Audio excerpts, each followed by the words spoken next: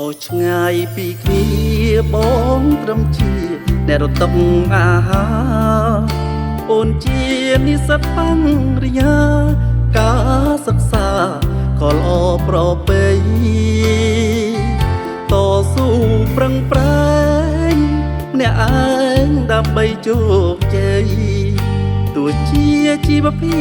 ពក្រក្រៃក៏ស្រីមិនបង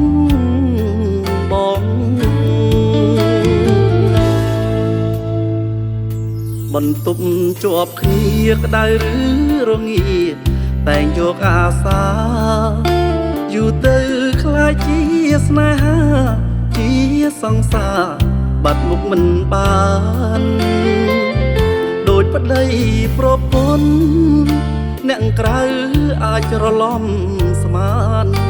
បងជឿសន្យាកល្យានរៀនចប់យើងបានរៀបការនឹងគ្នាសន្យានិស្សិតចិត្តស្មានអូនស្មោះស្នេហា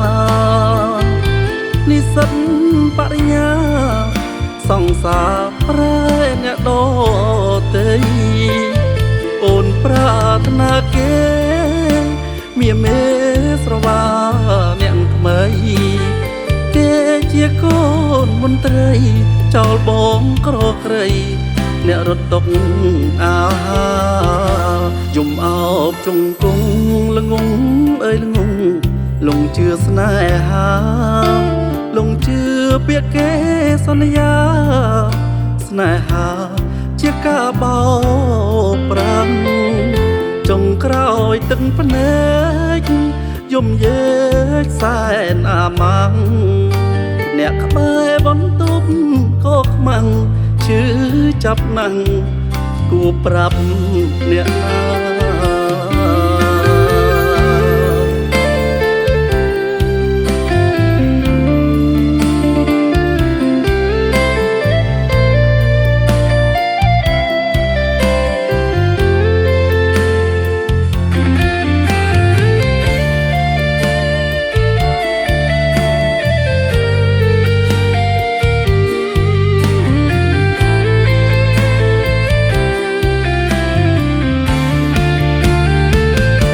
សន្យា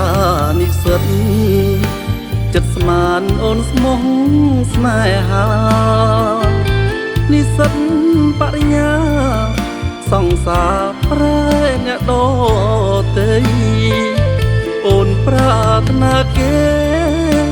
មានមេស្រវាអ្នកថ្មីគេជាកូនមន្ត្រីចោលបងក្រក្រៃអ្នករត់តុកអាហាយំអោបជង្គង់ល្ងងអើយល្ងងលងជឿស្នេហាលងជឿពាក្យគេសន្យាស្នេហាជាការបោកប្រាំចុងក្រោយទឹកភ្នែកយំយេកសែនអាម៉ាំងអ្នកក្បែរបន្ទប់ក៏ខ្មាំងឈឺចាប់ណាំងគួរប្រាប់អ្នកណា